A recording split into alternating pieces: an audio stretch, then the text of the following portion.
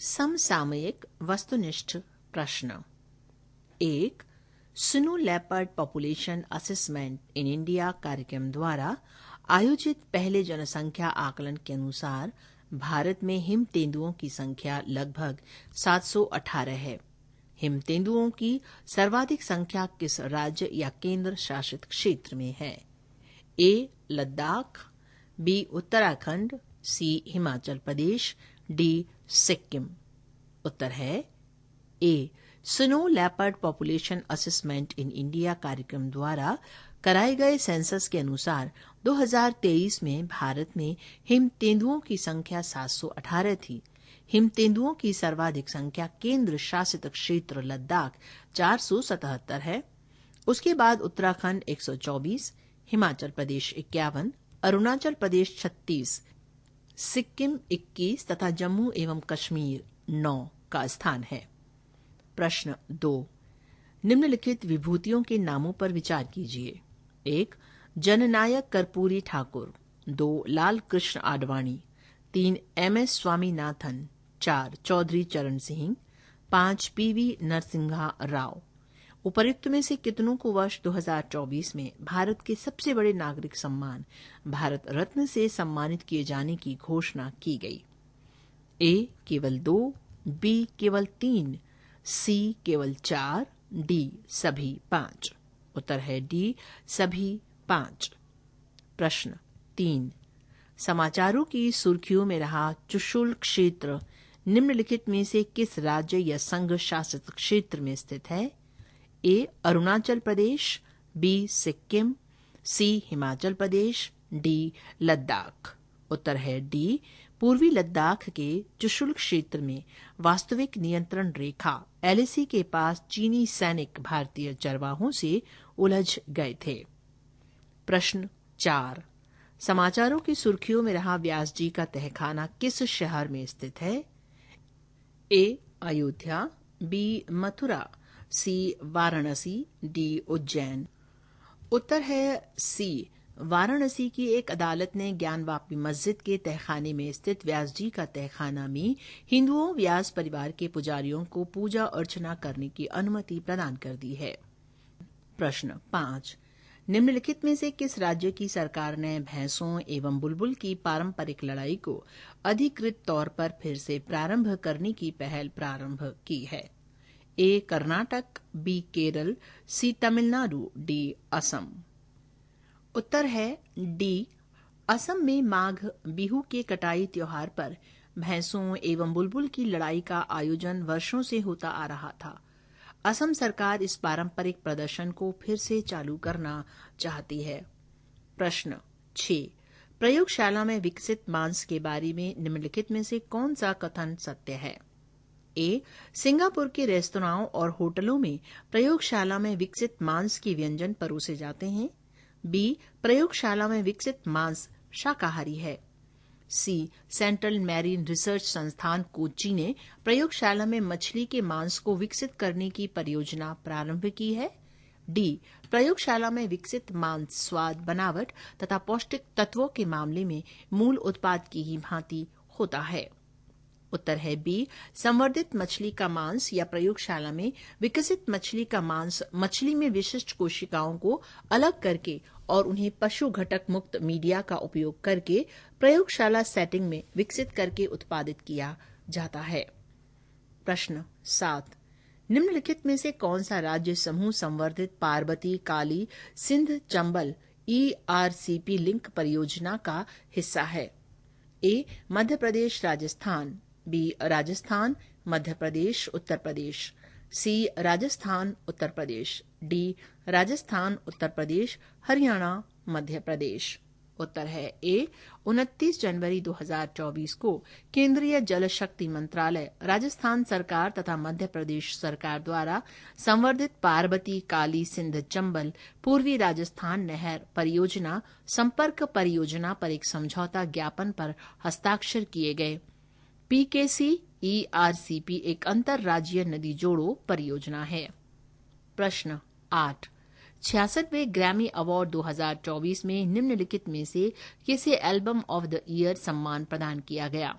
ए अमेरिकी गायिका Taylor Swift Midnight, B Miley Cyrus Endless Summer Vacations, C Lana Del Rey did you know that there is a tunnel under ocean, D Janelle Monae The Age of pleasure.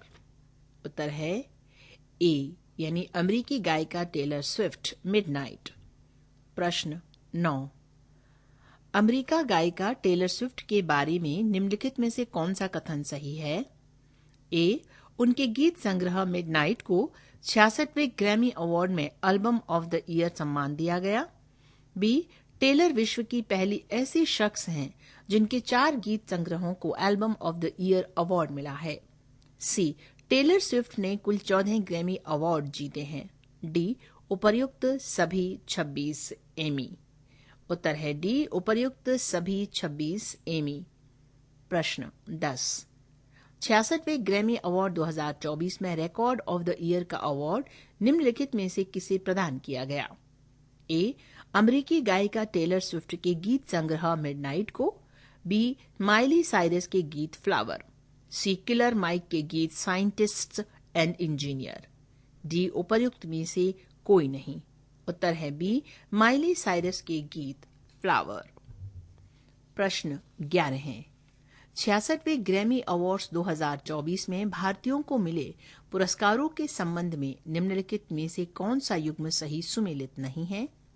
ए तबला वादक उस्ताद Zakir Hussain 3 Grammy पुरस्कार, B बांसुरी वादक Rakesh Chaurasia 2 Grammy पुरस्कार, सी Shankar Mahadevan 2 Grammy पुरस्कार, D Ganesh Rajagopalan 1 Grammy पुरस्कार। उत्तर है सी शक्ति band में शामिल शंकर महादेवन, बी सेल्वा गणेश एवं गणेश राजगोपालन को 1-1 ग्रैमी पुरस्कार 2024 में प्रदान किया गया। प्रश्न 12 है, 66वें ग्रैमी अवार्ड्स 2024 में सर्वश्रेष्ठ वैश्विक संगीत एल्बम श्रेणी का ग्रैमी अवार्ड किसे मिला? A This Moment Shakti band, B Midnight Taylor Swift, C Flower Miley Cyrus, D Scientist and Engineers Killer Mike. उत्तर है A This Moment Shakti band. प्रश्न 13 है, 66वें ग्रैमी अवार्ड्स 2024 के संदर्भ में निम्नलिखित कथनों पर विचार कीजिए। 1. प्रधानमंत्री नरेंद्र मोदी द्वारा लिखित अ बर्न्स इन मिनट्स को 66वें ग्रैमी अवार्ड्स 2024 में ग्लोबल म्यूजिक परफॉर्मेंस में नामित किया गया। 2. बेस्ट म्यूजिक परफॉर्मेंस के लिए ग्रैमी अवार्ड पश्तो को मिला। उपर्युक्त में से सही है? ए केवल 1, बी केवल 2, सी दोनों 1 एवं 2, डी ना 1 और ना 2।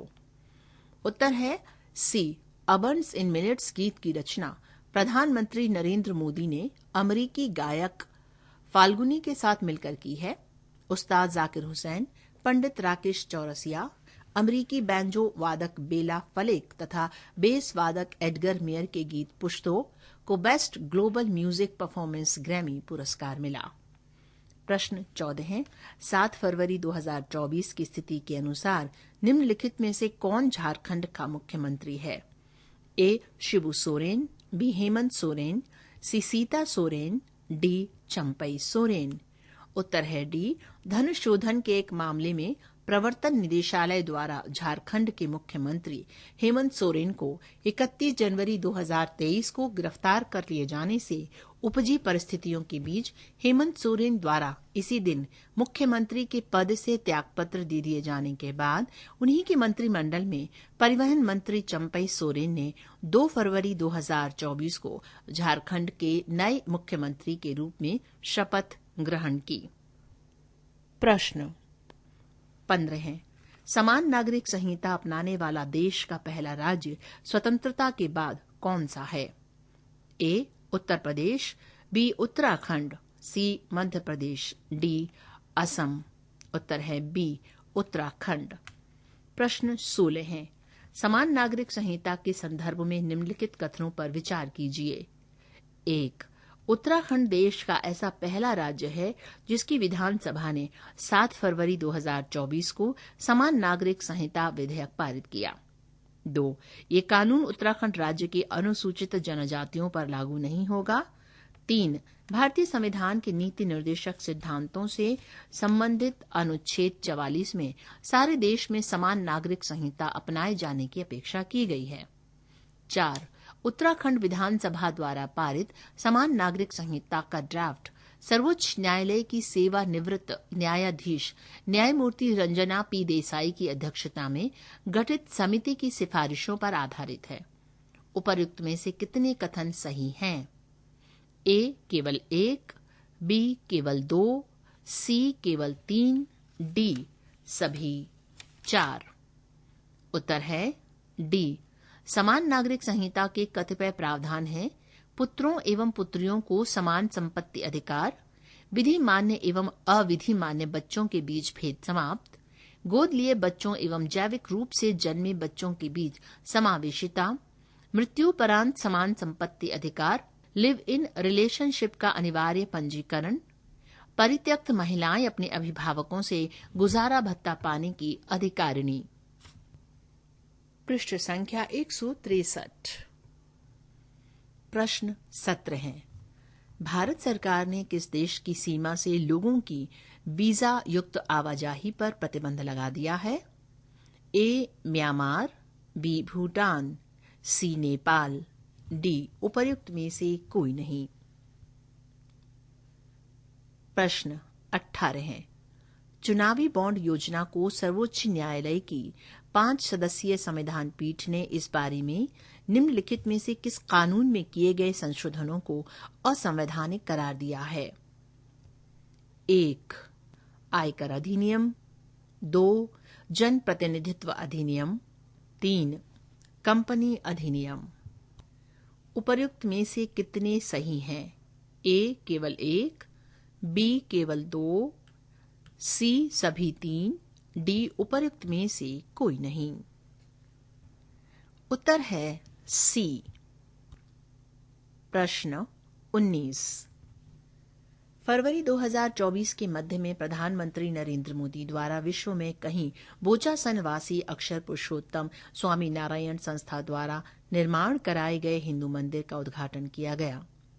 ए अबू धाबी संयुक्त अरब अमीरात, बी दुबई संयुक्त अरब अमीरात, C Bali Indonesia, D Port Louis Mauritius. उत्तर है ए। प्रधानमंत्री नरेंद्र मोदी द्वारा 14 फरवरी 2024 को दुबई आबू धाबी शेख जायद मार्ग पर अबू धाबी में एशिया के सबसे बड़े हिंदू मंदिर का उद्घाटन किया गया। ये मंदिर यूएई के राष्ट्रपति शेख मोहम्मद बिन जायद अल नहायान द्वारा दान दी गई 27 एकड़ भूमि पर कराया गया है। प्रश्न 20। ट्रांसपेरेंसी इंटरनेशनल द्वारा जारी भ्रष्टाचार बोध सूचकांक 2023 में भारत किस स्थान पर है?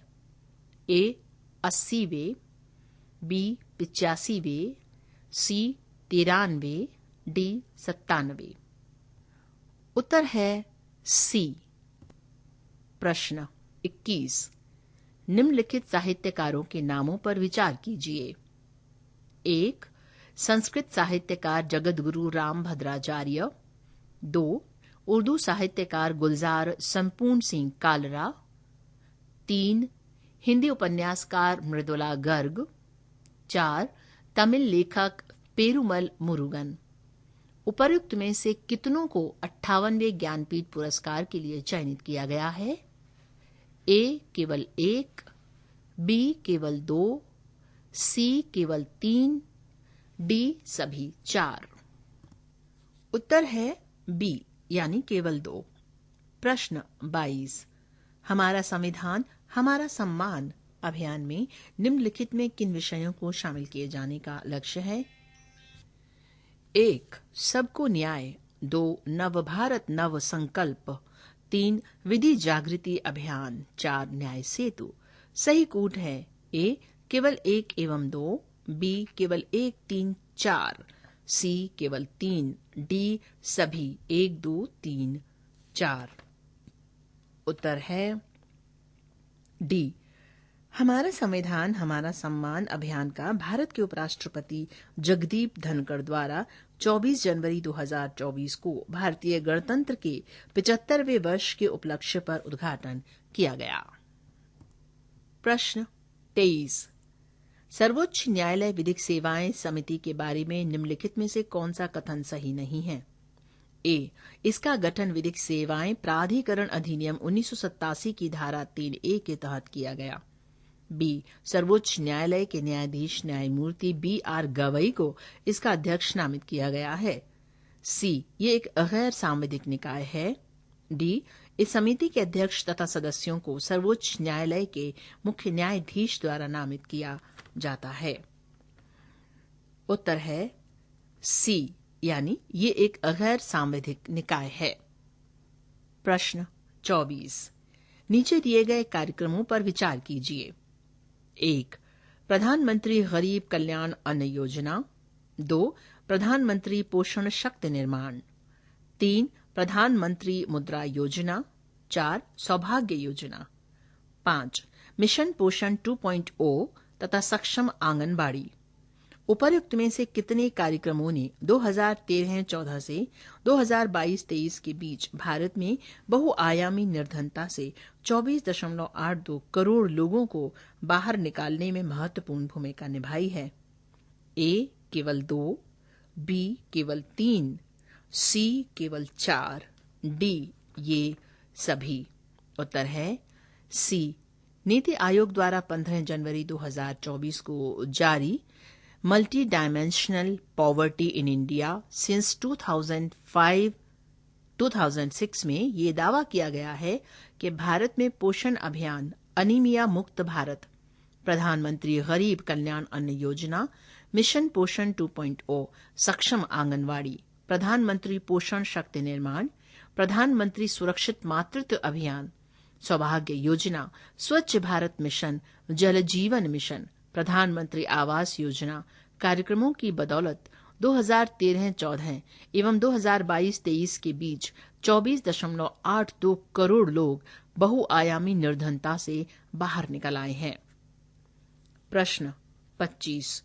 उच्चाधिकार प्राप्त के राधा कृष्णन समिति ने उच्च शिक्षा की संस्थाओं में निम्नलिखित में से किस प्रकार की प्रत्यायन यानी अक्रीडिटेशन प्रणाली अपनाए जाने की सिफारिश की है? ऑप्शंस हैं 1. C से A++ तक की ग्रेड प्रणाली। 2. बाइनरी प्रत्यायन प्रणाली। 3. मैच्योरिटी बेस्ड ग्रेडेड प्रत्यायन प्रणाली। उपर्युक्त में से सही है A केवल 2, B केवल 1 एवं 2, C केवल 2 एवं 3, D उपर्युक्त सभी। उत्तर है सी, यानी केवल 2 एवं 3। प्रश्न 26। Indian school of business Hyderabad में आयोजित पब्लिक पॉलिसी डायलॉग्स 2024 में निम्नलिखित में से किस योजना को सर्वोत्तम नवोन्मेष पुरस्कार प्रदान किया गया? ए, स्वामित्व योजना, SVAMITVA। इसमें सभी लेटर्स कैपिटल में लिखे हुए हैं। बी, PM स्वनिधि योजना। यहां पर PM कैपिटल है, उसके बाद SVAN ये भी कैपिटल है, IDHI ये स्मॉल लेटर्स में लिखे गए हैं। सी, PM पोषण योजना। इसमें सभी लेटर कैपिटल में लिखे गए हैं। डी, PM डिवाइन योजना। इसमें PMD कैपिटल है, उसके बाद EV स्मॉल है और INE कैपिटल में लिखे गए हैं। इस प्रश्न का उत्तर है ए, स्वामित्व योजना पंचायती राज मंत्रालय की योजना है जो 24 अप्रैल को लॉन्च की गई थी। इस योजना को Indian school of business Hyderabad में आयोजित पब्लिक पॉलिसी डायलॉग्स 2024 में इनोवेशन सैंडबॉक्स प्रस्तुतिकरण में सर्वोत्तम नवोन्मेष पुरस्कार हेतु चुना गया। प्रश्न 27। अखिल भारतीय उच्च शिक्षा सर्वेक्षण 2021-22 के संदर्भ में भारत में उच्च शिक्षा में सकल नामांकन अनुपात के मामले में निम्नलिखित में से कौन सा युग्म सही सुमेलित नहीं है? ए. सभी वर्गों के लिए सकल नामांकन अनुपात 28.4%। बी. अनुसूचित जाति वर्ग के लिए सकल नामांकन अनुपात 27.2%। सी. अनुसूचित जनजाति वर्ग के लिए सकल नामांकन अनुपात 25.8%। डी. अनुसूचित जनजाति वर्ग के लिए महिलाओं में सकल नामांकन अनुपात 26.9%। उत्तर है डी, यानी अनुसूचित जनजाति वर्ग के लिए महिलाओं में सकल नामांकन अनुपात 26.9%। प्रश्न 28। 9 सदस्यीय विजय राघवन समिति ने निम्नलिखित में से किस विषय पर अपनी रिपोर्ट भारत सरकार को सौंपी है? ए. जाति जनगणना। बी. रक्षा अनुसंधान एवं विकास संगठन की कार्यप्रणाली। सी. भारतीय खाद्य निगम की कार्यप्रणाली। डी. राजकोषीय प्रबंधन। उत्तर है बी. रक्षा अनुसंधान एवं विकास संगठन की कार्यप्रणाली। प्रश्न 29। निम्नलिखित में से किसे भारतीय अंतरिक्ष अनुसंधान संगठन इसरो को नॉटी बॉय तथा स्मार्ट बॉय कहा जाता है? ए. PSLV। बी. LVM-3। सी. GSLV-F14। डी. उपर्युक्त में से कोई नहीं। उत्तर है सी। भारतीय अंतरिक्ष अनुसंधान संगठन इसरो द्वारा स्वदेशी संसाधनों से विकसित GSLV को पहले नॉटी बॉय नाम दिया गया था, क्योंकि इसके 15 परीक्षणों में से 4 प्रक्षेपण असफल रहने के कारण इसे इसरो के वैज्ञानिकों द्वारा नॉटी बॉय नाम दिया गया। लेकिन 17 जनवरी 2024 को इसी यान द्वारा भारत की तीसरी पीढ़ी के मौसम संबंधी उपग्रह INSAT-3 DS को सफलतापूर्वक प्रक्षेपित कर दिए जाने पर इसे स्मार्ट बॉय नाम दिया गया है। प्रश्न 30। अभी हाल ही में लॉन्च किए गए पोर्टलों पर विचार कीजिए। 1. Navigate portal. 2. प्रेस सेवा पोर्टल। 3. स्थानीय केबल ऑपरेटर के लिए राष्ट्रीय पंजी का विकास। 4. केंद्रीय संचार ब्यूरो। उत्तर है सी। सूचना एवं प्रसारण मंत्रालय ने 22 फरवरी 2024 को national video gateway of Bharat navigate portal, जो एक द्विभाषीय प्लेटफॉर्म है जिस पर सरकारी योजनाओं, पहलों एवं अभियानों के बारे में जानकारी 2 भाषाओं में उपलब्ध है। प्रेस सेवा पोर्टल केंद्रीय संचार ब्यूरो तथा स्थानीय केबल ऑपरेटर के लिए राष्ट्रीय पंजी का विकास पहले लॉन्च की। पृष्ठ संख्या 164। प्रश्न 31। ओडिसियस नामक एक अंतरिक्ष यान अभी हाल ही में चंद्रमा के दक्षिणी ध्रुव पर उतरा है। ये यान किस देश का एक वाणिज्यिक यान है? ए. चीन। बी. रूस। सी. संयुक्त राष्ट्र अमेरिका। डी. फ्रांस। उत्तर है सी। अमेरिकी अंतरिक्ष एजेंसी नासा द्वारा वित्त पोषित मानव रहित वाणिज्यिक रोबोट है, जो आर्टेमिस कार्यक्रम के तहत चंद्रमा पर मानव अन्वेषणों का भविष्य में मार्ग प्रशस्त करेगा। प्रश्न 32। सर्वोच्च न्यायालय ने चंडीगढ़ नगर निगम के मेयर पद पर पराजित प्रत्याशी को विजयी घोषित करने में संविधान के किस अनुच्छेद में प्रदत्त अधिकार का प्रयोग किया? ए. अनुच्छेद 141। बी. अनुच्छेद 142। सी. अनुच्छेद 143। डी. अनुच्छेद 144। उत्तर है बी। चंडीगढ़ मेयर के चुनाव में रिटर्निंग ऑफिसर अनिल मसीह द्वारा आप और कांग्रेस के संयुक्त प्रत्याशी के पक्ष में पड़े 8 मतों को निरस्त करते हुए भाजपा के प्रत्याशी को विजयी घोषित कर दिया था।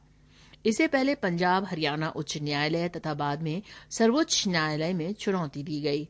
सर्वोच्च न्यायालय के मुख्य न्यायाधीश न्यायमूर्ति DY चंद्रचूड़ की अध्यक्षता वाली एक खंडपीठ ने रिटर्निंग ऑफिसर के निर्णय को रद्द करते हुए आप कांग्रेस उम्मीदवार को विजयी घोषित कर दिया। ऐसा अनुच्छेद 142 में प्रदत्त अधिकार के तहत किया गया। प्रश्न 33।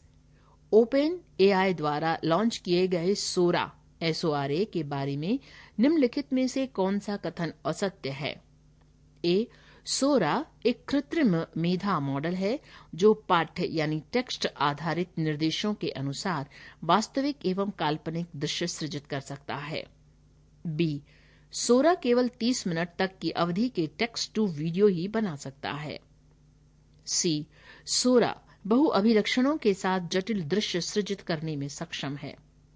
डी, सोरा ये समझने में सक्षम है कि उसके उपयोगकर्ता ने क्या निर्देश दिया है, साथ ही ये भी कि ऐसी चीजें भौतिक जगत में किस रूप में विद्यमान हैं। उत्तर है बी, सोरा केवल 1 मिनट तक की अवधि के ही वीडियो जारी कर सकता है। प्रश्न 34। स्थानीय निवासियों एवं प्रशासन के बीच विवादों में घिरी पंडाराम भूमि निम्नलिखित में से किस राज्य या संघ शासित क्षेत्र में स्थित है? ए, लक्षद्वीप, बी, दादरा एवं नागर हवेली, सी, गोवा, डी, अंडमान एवं निकोबार द्वीप समूह। उत्तर है ए, लक्षद्वीप। प्रश्न 35। न्यायाधिकरण की शक्तियों एवं अधिकार क्षेत्र के बारे में सर्वोच्च न्यायालय के निर्णय के संदर्भ में निम्नलिखित में से कौन सा कथन असत्य है? ए, न्यायाधिकरण प्रशासनिक अथवा कर विवादों को सुलझाने के लिए स्थापित अर्ध न्यायिक संस्थाएं हैं। बी, न्यायाधिकरण शासीय कानूनों के तहत सरकार को कोई नीति बनाने का निर्देश नहीं दे सकते। सी, न्यायाधिकरण गैर संवैधानिक निकाय है। डी, उच्च न्यायालयों को न्यायाधिकरणों के पर्यवेक्षण और नियंत्रण की निर्विवाद शक्ति प्राप्त है। उत्तर है सी, भारतीय संविधान के 42वें संशोधन द्वारा अनुच्छेद 323A तथा 323B जोड़कर न्यायाधिकरणों को संवैधानिक दर्जा प्रदान कर दिया गया है। अनुच्छेद 323A प्रशासनिक न्यायाधिकरणों से संबंधित है, जबकि अनुच्छेद 323B के प्रावधानों के अंतर्गत संसद तथा राज्य विधानमंडल करारोपण, विदेशी विनिमय, आयात निर्यात, उद्योग एवं श्रम, भूमि सुधार, शहरी संपत्ति पर सीमा, संसद या विधानमंडलों के लिए चुनाव, खाद्य सामग्री, किराया एवं किराएदार अधिकार जैसे विषयों से संबंधित विवादों के निपटारे हेतु न्यायाधिकरण गठित करने के लिए कानून बना सकते हैं। प्रश्न 36। भारत में संपोषणीय कृषि को बढ़ावा देने के लिए सरकार द्वारा निम्नलिखित पहलें प्रारंभ की गई हैं। 1. राष्ट्रीय संपोषणीय कृषि मिशन। 2. परंपरागत कृषि विकास योजना। 3. उत्तर पूर्वी क्षेत्र हेतु मिशन जैविक मूल्य श्रृंखला विकास। 4. नदियों के दोनों किनारों पर जैविक खेती का विकास। उपर्युक्त में से सही कथन है? ए, केवल 1, 2 एवं 3। बी, केवल 3 एवं 4।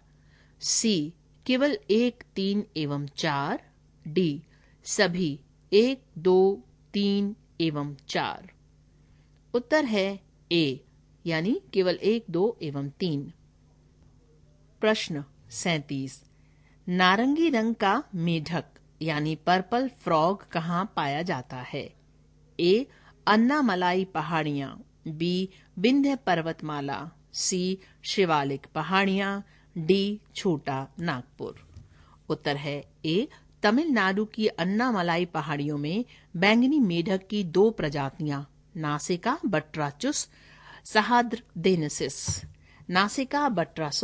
सहाद्रनेसिस तथा नासिका बट्राचुस भूपति पाई जाती है।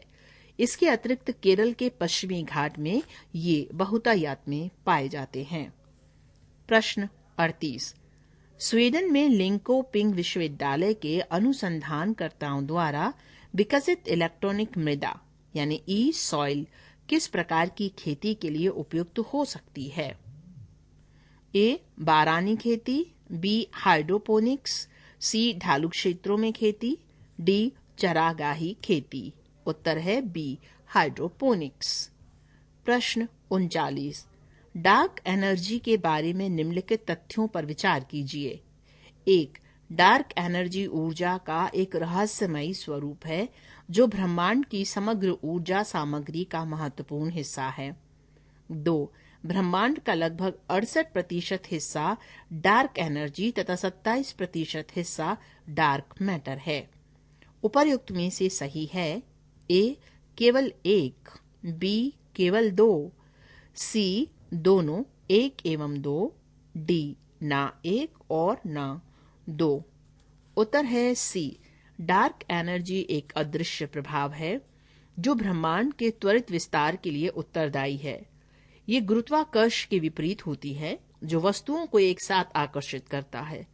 डार्क एनर्जी एक प्राकृतिक बल है जो आकाश गंगाओं को एक दूसरे से दूर धकेलती है। प्रश्न 40।